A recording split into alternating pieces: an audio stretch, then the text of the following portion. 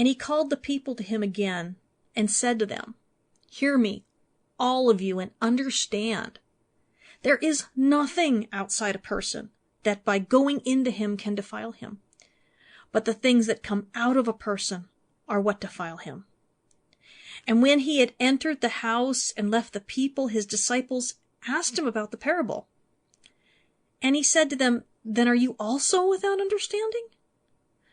Do you not see that whatever goes into a person from the outside cannot defile him, since it enters not into his heart, but his stomach, and is expelled?" Thus he declared all foods clean. Then he said, "What comes out of a person is what defiles him. From within, out of the heart of a man, come evil thoughts, sexual immorality, theft, murder, adultery, coveting, wickedness, deceit, sensuality, envy, slander, pride, foolishness. All these things, all these evil things come from within, and they defile a person." Hi, I'm Tyler Dawn Rosenquist, and welcome to Character in Context, where I teach the historical and ancient sociological context of Scripture with an eye to developing the character of the Messiah. If you prefer written material, I have 5 years' worth of blog at theancientbridge.com, as well as my 6 books available on Amazon, including a 4-volume curriculum series dedicated to teaching scriptural context in a way that even kids can understand it, called Context for Kids.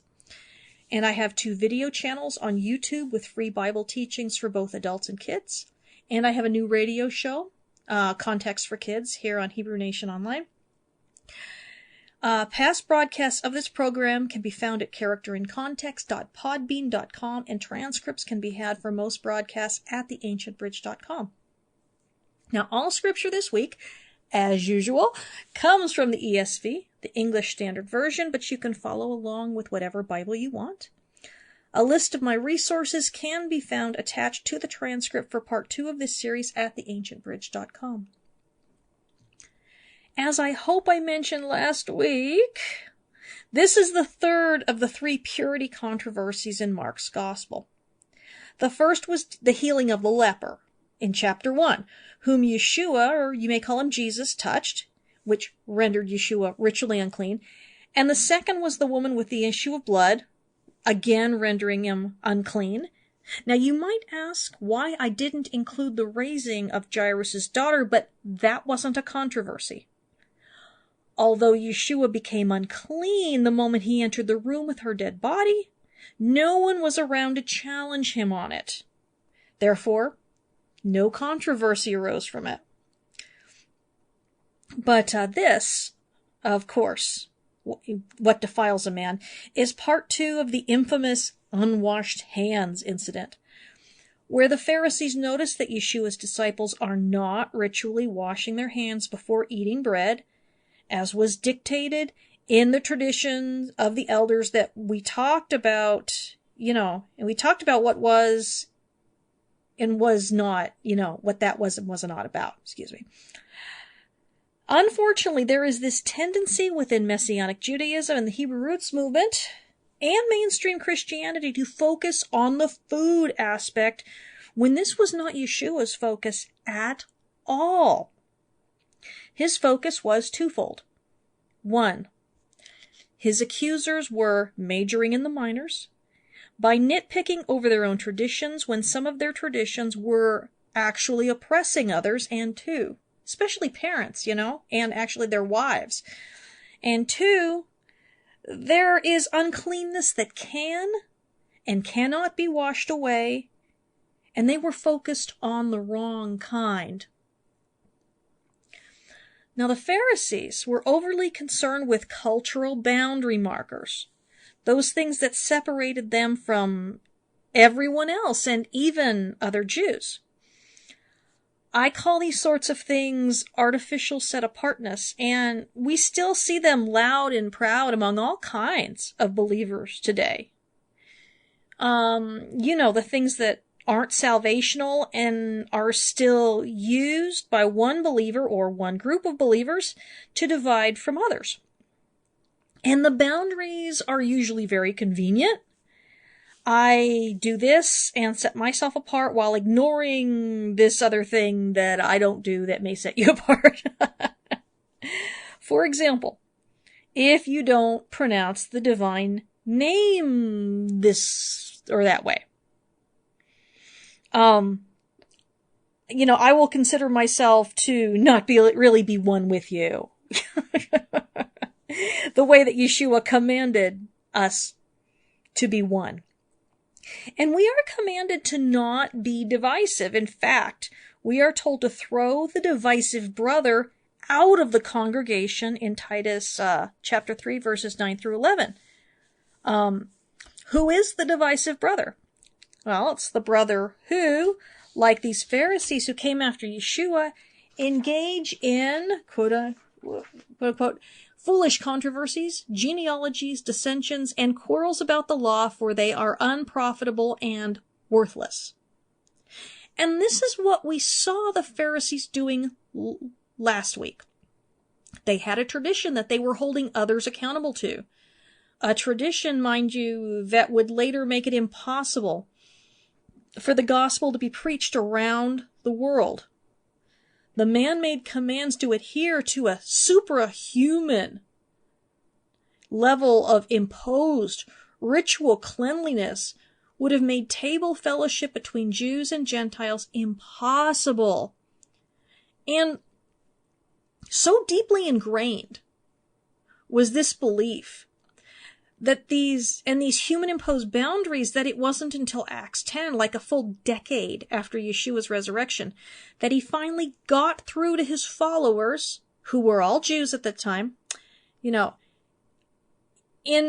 order to make them clean, you must go to the unclean without scruples. In order to lift someone out of the dirt, you're going to have to get your hands dirty. And the same goes for us today. You can't feed the homeless from a mile away or minister to drunks on Skid Row without being right there with them. I mean, any more than you can be a doctor without getting blood on you. Being a believer is about being in the trenches, and it's a filthy place being in the trenches. We get to leave the trenches in the world to come. But this life is about being there and being filthy at times in service to others. Now, the Pharisees and their scribes believed that they could stay separate from all that. They felt it was their job to tell everyone what to do and to get just close enough to do that. But they wouldn't share table fellowship with the Am Haaretz, the people of the land, whom they suspected of not being observant enough, and much less with Gentiles. Okay, but the hand-washing controversy was very much what I call a created controversy. It didn't have to exist because these were traditions and that were not commanded, and therefore they had no business judging other people over. You can live by your traditions, but when you judge other people by your traditions, that's when we get into trouble. Okay, example. About 8 years ago, when I was living in Minnesota, I was part of a congregation in my community where the leader objected to me for a few reasons, none of which having anything to do with my character and were entirely over silly differences, although he might have actually objected to me over my character. I don't know. We didn't talk about it. He didn't approve of how I said the divine name. It even popped up in a sermon once under the auspices of being tolerant. The old, it doesn't matter how you say it, but I know my way's right. Yeah, that's a direct quote. But things came to a head when I had the audacity to wish everyone on my social media wall Chag Sukkot Sameach, happy Feast of Tabernacles, on the wrong day. He was dark moon, and at the time I was first sliver, and now I'll tell you something, I just keep the rabbinic calculated calendar in order to stay sane and to keep out of the ridiculous infighting. So he started to argue with me and everyone on my wall over it. And when it went to private messages, it got worse. Told me I was nothing but a messianic cowboy, or cowboy messianic, who ought to listen to what a Jew has to say about it, him being Jewish himself. I pointed out the Jews who in fact do support the first sliver, including the Mishnah, but I guess only the Jews who followed the dark moon reckoning counted as Jews to be listened to. Or really him. In the end, he ended up blocking me. His wife too. Not because I was promoting my way as the only way in the congregation or even on my wall, and I didn't even ever mention it in the congregation. I merely said the name differently than he did and kept a different calendar. And this put me outside of his artificial boundaries.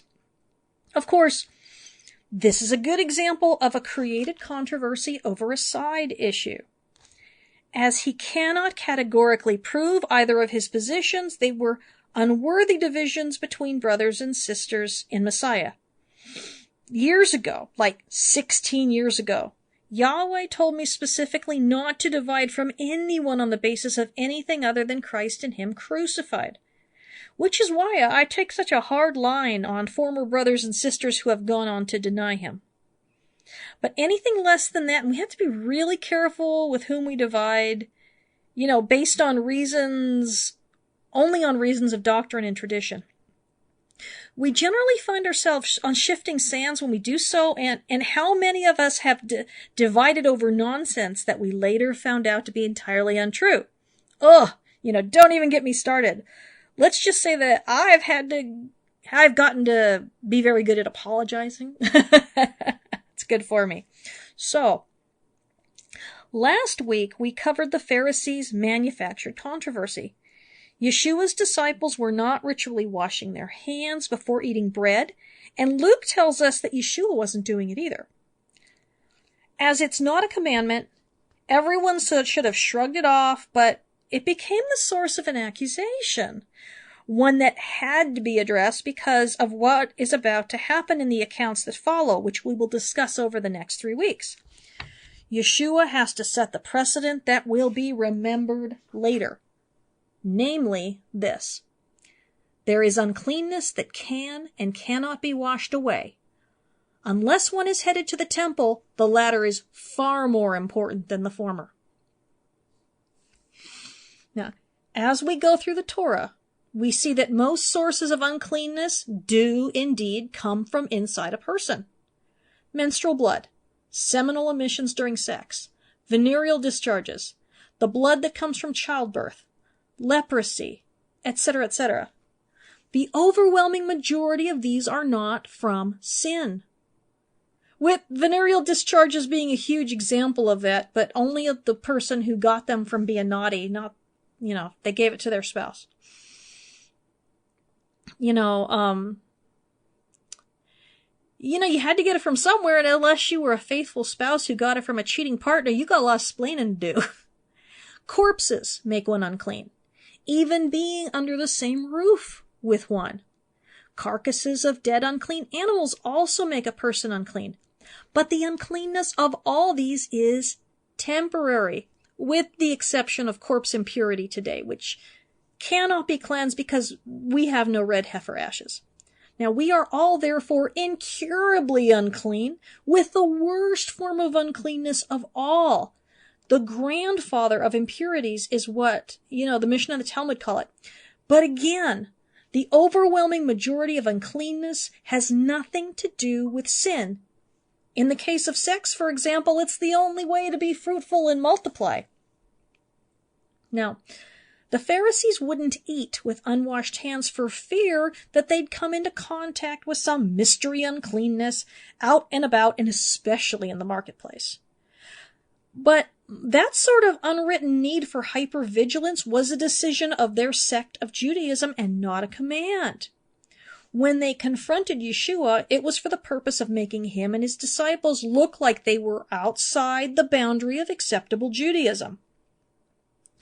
But Yeshua's going to turn the tables on them, as he always did. Let's get to the text, chapter 7 of the Gospel of Mark, starting in verse 14. And he called the people to him again and said to them, "Hear me, all of you, and understand." All right. So Yeshua, with the Pharisees right there, calls the crowd to him again. The word for people here is ochlos, which is usually translated as crowd elsewhere. So these are the people who typically flock to him whenever he is in a place. He says, hear me and understand. And again, this is a statement of authority, specifically speaking as wisdom speaks in the Proverbs, as we'll see in the end, okay? We will read from Proverbs 1 at the end as a finale, but when he speaks like this, you know that revelation is about to come to the people. Let's look at Micah and the wisdom of Solomon really quick here. One is scripture, of course, and the other is Second Temple wisdom literature.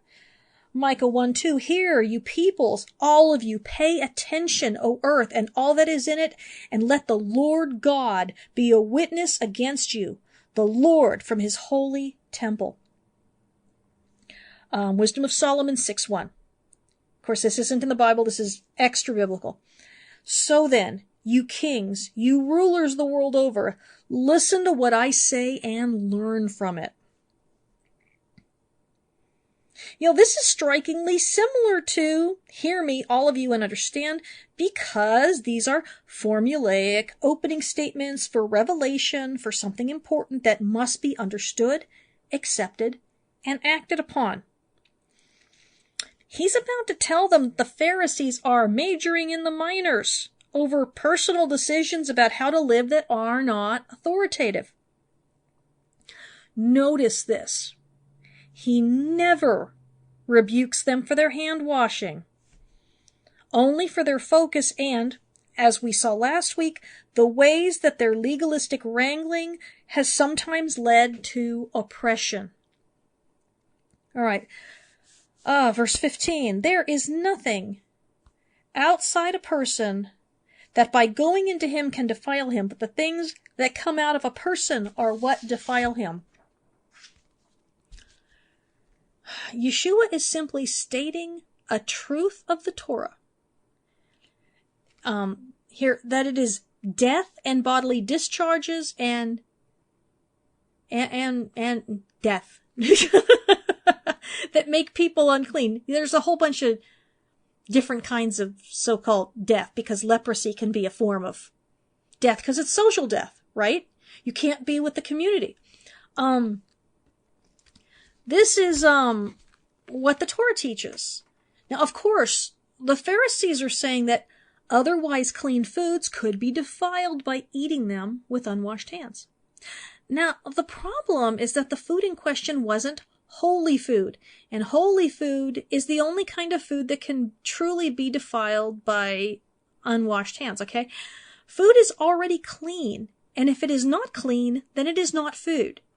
Food is defined, of course, by Leviticus 11 and Genesis, and all food is Genesis, 1.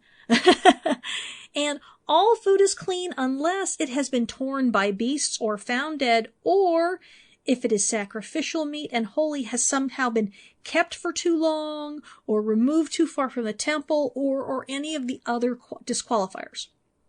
This is all in Leviticus. But there is nothing in Torah saying that what is clean can be made unclean because of unwashed hands. The only exception to this is that the priest's hands and feet actually had to be washed before they could serve at the altar, and if they didn't, the sacrifices would be defiled. But Yeshua wasn't teaching anything here that isn't simply in the Torah and known by everyone. The crowd, however, would only understand the meaning that was against the Pharisees, namely, that they were wrong to hold him or anyone to this artificial standard because it wasn't keeping them or their food from becoming defiled. As we've seen, there is always a move from public to private for those who followed him and asked questions. To those who kept close, he's going to tell the rest of the story. Verse 17. And when he had entered the house and left the people, his disciples asked him about the parable. So, this was a parable that he just gave. And they realized that there was more to the story than met the eye, probably because there's always more to his teachings than meet the eye. Well, we see that he entered, quote-unquote, the house, and we don't know where the house is. We know that this isn't in Jerusalem, where the temple is called the house, and we see that specifically on Shavuot, or Pentecost, where 120 of them were praying when the Spirit came on them in power. He might well be back in Capernaum, and this is either his own house or the home of Peter's mother-in-law. The text just doesn't say.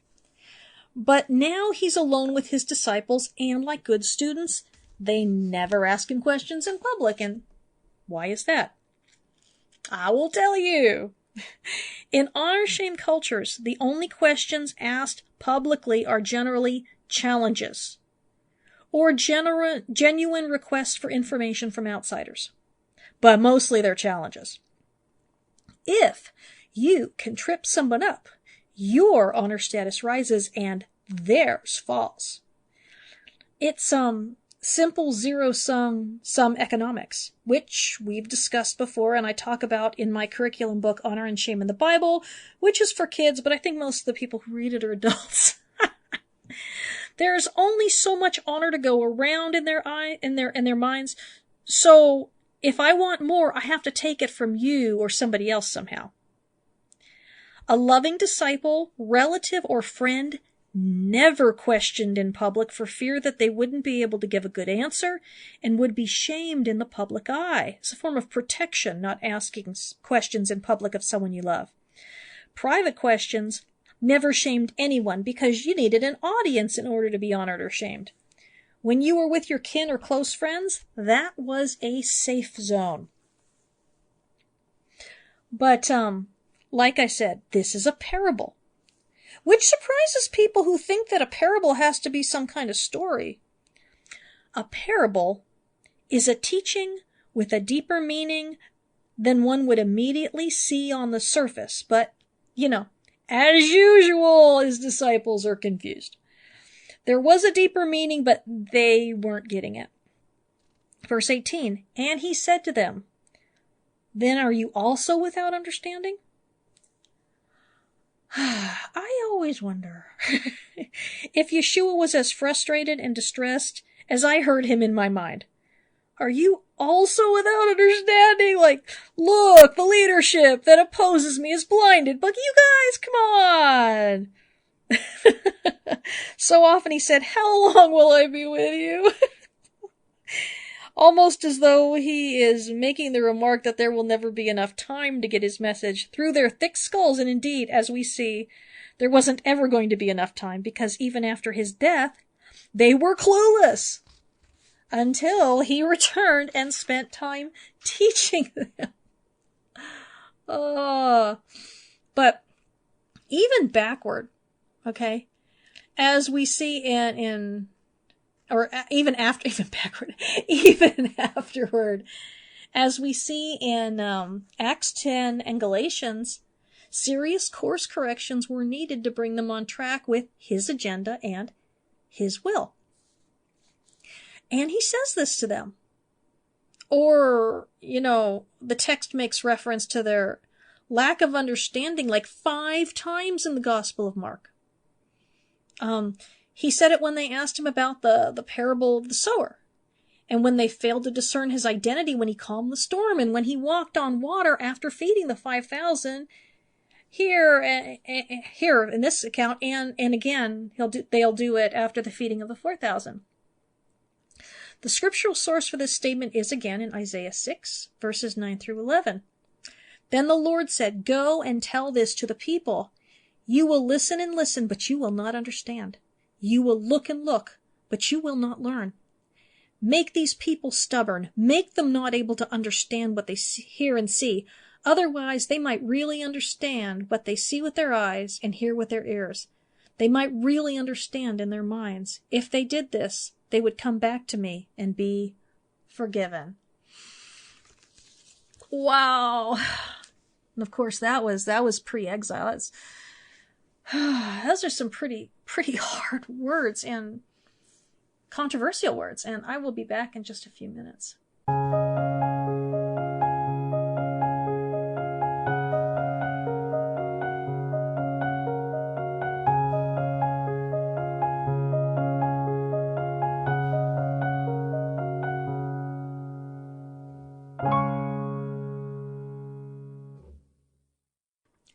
Hi, I'm Tyler Dawn Rosenquist, and welcome back to this week's Character in Context, where we are talking about Mark chapter 7, the follow-up to the all foods clean thing that I... Actually, it's not the follow-up to it's the all foods clean part of the hand-washing part that was the week before. But this time we really get into the heart of Yeshua's teaching on this about uncleannesses that can be washed away and uncleannesses that can't, and where our focus absolutely needs to be. And he just expressed frustration because they get into private and his disciples say, so, what are you talking about? And he says, oh, really? Come on, guys, you just don't understand this? And he says, do you still lack understanding? And he's wanting them to understand because, the leadership that's rejected him and has accused him of being in league with Beelzebul, they have been blinded, okay? And that's scriptural. And I'm going to read Isaiah 6, 9 through 10 again, where we talk about this. And, of course, this is in the beginning of Isaiah before the exile, when the nation's being warned that if things do not change, they're going into exile. It's, summary of Isaiah 1 through 39. You guys, if you do not listen to me, you're going to go into exile. And then, of course, 40 through 66 says, see? Oh my gosh, guys, I told you. Now, what are we going to do now? Okay. Then the Lord said, go tell this to the people. You will listen and listen, but you will not understand. You will look and look, but you will not learn. Make these people stubborn. Make them not able to understand what they hear and see. Otherwise, they might really understand what they see with their eyes and hear with their ears. They might really understand in their minds. And if they did this, they would come back to me and be forgiven. He's kind of had enough. Understand this, all right? They have the passion, okay? I'm talking about the disciples here. They have left everything to follow him. They have gone out on their own doing ministry in his name, including Judas. They've cast out demons, healed the sick, preached the gospels. These guys aren't wimps. They simply lack understanding. Now, Yeshua doesn't give up on them. He just keeps explaining things. Their blindness is for a season and for a reason. They need to be partially blinded under the great plan of the gospel, until the great plan of the gospel is completed, because as Paul said in 1 Corinthians 2:8, none of the rulers of this world understood it. If they had, they would not have killed the Lord of glory on a cross. Okay. What verse is this? This is verse 18. I'm going to finish up here. Do you not see that whatever goes into a person from the outside cannot defile him? Now, continuing on, Yeshua begins to explain the meaning of this parable. He is explaining the truth behind the commandment. Okay, so hear me. God's people are holy and not common, not defiled. By the very virtue of being allied to God through covenant, they are made holy. They, of course, are to act holy by keeping the commandments. The commandments being the bare minimum requirements for keeping us from oppressing and abusing each other. If kept honestly and with one's whole heart, anyway, Even if someone eats something that is torn or unclean, something that does not meet the biblical requirements for being food, that person is still holy and not defiled, okay? They will be ritually unclean, and they will have to take steps to correct that before coming into the physical presence of God's temple. But they will not lose their status as being holy or set-apart people of God. So how does a person become defiled then? To a legalist keeping it all together only on the outside, the answer is horrifying. Verse 19, talking about food. Since it enters not into his heart, but his stomach, and is expelled. Thus he declared all foods clean. Food goes in and food goes out, and unwashed hands don't change the cleanliness of foods, of course. If one was defiled with corpse impurity or other discharges, they were not allowed to eat holy food, aka sacrifices. But they would not ruin good food through touching it. What is food is always clean. So whatever is one of the animals defined as food or vegetables or grains of fruits, and if the animal is not torn or by wild animals or found dead, then it's clean, because God made it to be eaten. Unwashed hands from the marketplace cannot change what God has made clean. This, by the way, is more clear when the words "thus he declared" are removed, because they aren't in the Greek. The verse actually reads, "Since it enters not his heart but his stomach and is expelled, all foods clean." When combined with the biblical and Mishnaic evidence that excrement itself is not unclean, this all makes a lot more sense. Clean going in, clean coming out. As long as you're eating food, it's clean on both ends, despite appearances. Because remember, clean is not about dirtiness. Clean is about ritual acceptability. Mishnah Tractate. Mach Shirin 6:7 says the following: These neither render pure or render susceptible. Sweat, foul secretion, which is pus or spit, excrement, the blood that issues with these, the liquid of an eighth born, which is the amniotic fluid from the 8th month. And the extra additions are mine based on what it said in the rest of the Kahati commentary on that. Verse 20. And he said, what comes out of a person is what defiles him. Again, this is pictured by Torah laws. Menstrual blood, semen, venereal discharges, death, etc. They come out from a person and they make one ritually unclean and therefore unable to approach close to God's temple, which is his throne room on earth. Depending on your level of uncleanness, determined how close you could get, but these defilements were of a minor sort. The most basic required a complete washing and waiting till sundown. No big deal. The worst required the ashes of a red heifer and a 7-day waiting period, but, as I said before, there are conditions that can be washed away and conditions that can't. Torah only deals with conditions that can be remedied by washings, which, as it turns out, is the impetus behind Jeremiah 31:33, where Yahweh is determined to address this inherent problem with the Sinai covenant by making a new covenant that will transform people from the inside out. I will make this agreement with the people of Israel, says the Lord. I will put my teachings in their minds, and I will write them on their hearts. I will be their God, and they will be my people. If any of you have a child who will follow your rules to the letter, but take advantage of every stinking loophole and drive you insane, then you know what this is about. Okay? You can follow someone's rules and resent them every inch of the way and grudgingly do the bare minimum while your heart is not in it. But Yahweh, repeatedly throughout the scripture, implores us to cling to him. When we do not cling to him, genuinely giving him our full allegiance and being willing to be transformed no matter what that ends up looking like, he will cleanse us of our inner defilements. Let's look at what those are. And this is an ugly list.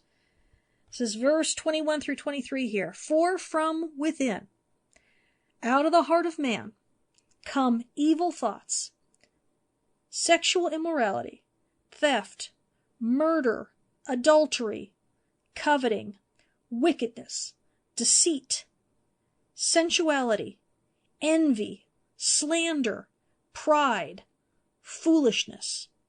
All these evil things come from within and they defile a person. William Lane in the NICNT Gospel of Mark commentary, which is a great series, by the way, has this to say. Here, however, Jesus' expression is general and enigmatic. It did not abrogate the Mosaic laws on purification or erase the distinction between clean and unclean and declare them invalid. It rather attacked the delusion that sinful men can attain true purity before God through scrupulous observance of cultic purity, which is powerless to cleanse the defilement of the heart. Isn't that awesome? So let's look at this list, because a few apply to me. Even after all these years of following him, I can admit it. And I long for the day when he's completely cleansed me of them, and until that day I must fight them tooth and nail, because they are not okay. They reflect the wickedness that is still within my heart. Let's look at Jeremiah 17, 5 through 10, and 29, 13 through 16 real quick. Thus says the Lord, cursed is the man who trusts in man and makes flesh his strength, whose heart turns away from the Lord. He is like a shrub in the desert, and shall not see any good come. He shall dwell in the parched places in the wilderness, in an uninhabited salt land. Blessed is the man who trusts in the Lord, whose trust is in the Lord. He is like a tree planted by water that sends out roots by the stream and does not fear when heat comes, for its leaves remain green, and is not anxious for the year of drought, for it does not cease to bear fruit. The heart is deceitful above all things and desperately sick. Who can understand it? I, the Lord, search the heart and test the mind, to give to every man according to his ways, according to the fruit of his deeds. And here's from Jeremiah 29, starting in verse 13. And the Lord said, because this people draw near me with their mouth and honor me with their lips, while their hearts are far from me, and their fear of me is a commandment taught by men. Therefore, behold, I will again do wonderful things with these people, and wonder upon wonder, and the wisdom of their wise men shall perish, and the discernment of their discerning men shall be hidden. Ah, you who hide deep from the Lord your counsel, whose deeds are in the dark, and who say, who sees us? Who knows us? You turn things upside down. Shall the potter be regarded as the clay, that the thing made should say of its maker, he did not make me? Or the thing say of him who formed it, he has no understanding. We need to cling to Yahweh through self-sacrificial allegiance to his son Yeshua, giving ourselves as living sacrifices and saying no to the flesh, so that we will not be defiled. Otherwise, we're clinging to the flesh and making excuses for it and justifying it, and never do we see that more on display than during election years on every side. No side is exempt from behaving shamefully and brazenly. It's just we like it when our side does it, right? We giggle. We wink at it. Now, evil thoughts, wow, that is such a broad category, but I ought to back up before I go there. In Matthew 25, we have the Son of Man coming as judge, but we only see two categories when there are clearly three. We have the sheep who relieve and help those who are oppressed. We have the goats who did nothing to relieve and help the oppressed. Well, where are the oppressors? It's troubling to me that they aren't there, but maybe by the end of the age they've already been dealt with. If so, then we really want to make sure we aren't oppressors, because there are worse things than being told, depart from me, you cursed. But who even are the oppressors? We have some pretty extreme standards where very few people qualify, but I think there are more oppressors out there than we imagine. And I look around and I see oppressive behavior in spades during election cycles. And I'm not just talking about rioters and looters, although that's bad enough. So let's read the evil thoughts category again. For from within, out of the heart of a man, come evil thoughts. It should say kind of like which are, because these are all evil thoughts. Sexual immorality, theft, murder, adultery, coveting, wickedness, deceit, sensuality, envy, slander, pride, foolishness. All these evil things come from within, and they defile a person. All right, so evil thoughts. This is the overarching category of this teaching here. And this is the core problem behind all of the things that defile us. Evil thoughts come in many manifestations, and we need to say no to all of them. We need to take those thoughts captive, and I mean seriously. I'm not saying that just as a saying. That's where evil starts, is in our thoughts. And we can get control over them, because I know that there was a time where I hardly had any control over it, and by working at it hard and saying no, I've made huge leaps and strides, but then sometimes, Anyway, so sexual immorality, the word in Greek is porneia. Sexual immorality is oppressive by its very nature. Whenever we degrade anyone sexually, even in our thoughts, we are degrading someone made in the image of God. Even if that person is a cartoon character or made up in our minds, we are degrading the image of God within ourselves. Pornography is steeped in the oppression of others, just like buying sex. Just because we think that someone is willing to be violated doesn't mean violating them is okay. We become the oppressors when we are complicit. And let me tell you that there can be freedom, but you have to want it and work for it and not let your guard down and not decide you're spiritual enough to just look at it now again. I mean, that's just completely insane. If you're truly spiritual, then you don't want to look at it anymore. Okay? It's like spiritual. That's like when people are saying, if I just have enough good deeds to balance out the bad deeds. No, it doesn't work that way. That's works-based salvation right there. That's earning it. You can't earn it. Believe me. I can't earn it either. I run into a lot of people who think they can dabble, but you can't dabble in oppression and degradation without being guilty of a terrible sin against the image of God in yourself and others. Theft and murder. So let's go beyond the obvious, because, we all agree we shouldn't steal stuff from people or murder people. Let's talk about people's reputations. When we hate or oppose someone to the point of being willing to lie about them, even when we don't name them but describe them to the point where everybody knows who they are and it's obvious, then we're stealing their dignity, even if we think they are entitled to have none. And reputation, even if it's already bad. And we have become oppressors. That's on us. I don't see any verses in the Bible giving us permission to lie about even evil people. Okay? If the truth isn't enough, then maybe in our hearts we really aren't convinced that they are nearly as evil as we wish our opponents were. Okay? That reveals a great deal of evil in us. Adultery. Goes beyond cheating on your spouse. Porn also counts. I know women who have rightly left their husbands who wouldn't give it up.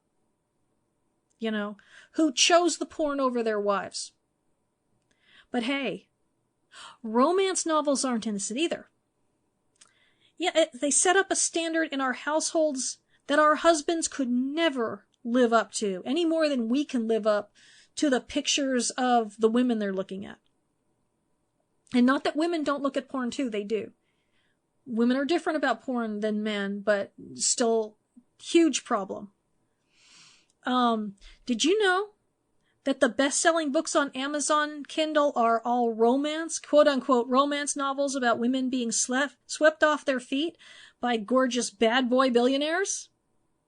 So, not only can't your husband compete with Mr. Perfect Romance, but he's financially insufficient as well. That's how women feel about competing with women in movies and magazines. We shouldn't do it back to them and call it okay, and they shouldn't do it to us. Coveting. Oh, goodness, we have to be satisfied with what we have, because if we aren't, we will do evil things to get it. Wickedness comes from the Greek word meaning deliberate malice. It means that you're going after someone intentionally with the desire to destroy them in some way. It means no mercy.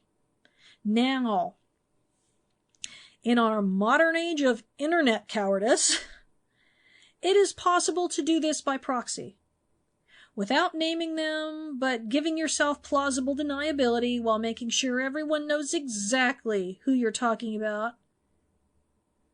Oh, and more than that, getting a fake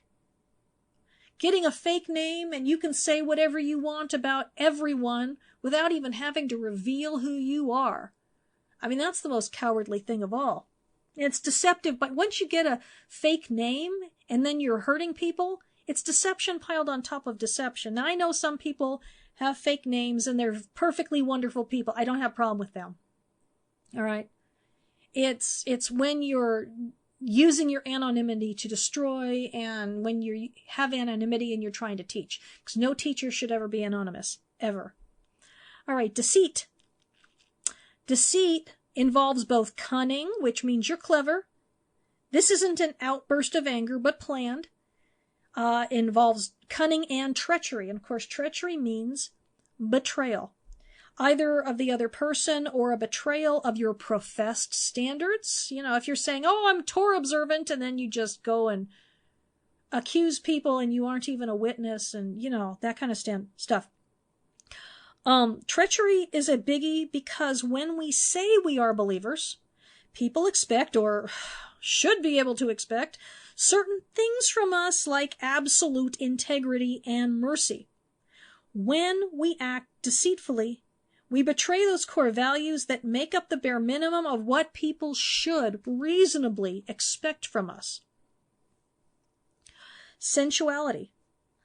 A lot of people are guilty of this. Living in self-indulgence in any number of ways. Are you gluttons? Or are we gluttons? Because, yeah, me too. Okay. Do we live in utter luxury? Do we deny ourselves nothing and focus on ourselves only with respect to partaking in pleasures, but also emotionally? Does anyone else matter at all? Envy. This is the translation of ophthalmos, or evil eye. Are we generous, or do we take and take and take from everyone while giving back little or nothing? Do we assume that God will take care of people if we don't?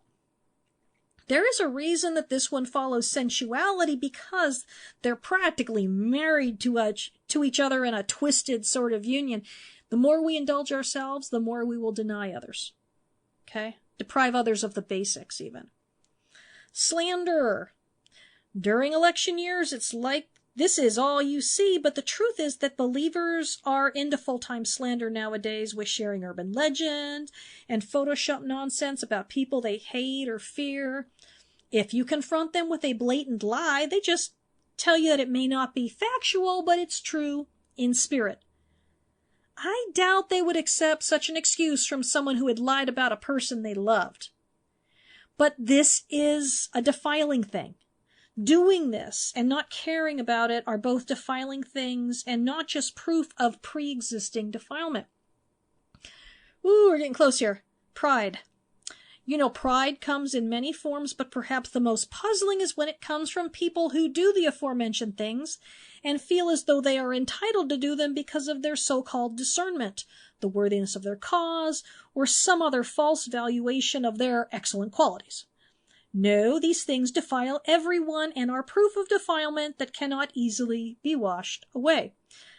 Foolishness is interesting because scripturally it means someone who does not know their place, their limitations, and who does not have a reasonable valuation of themselves.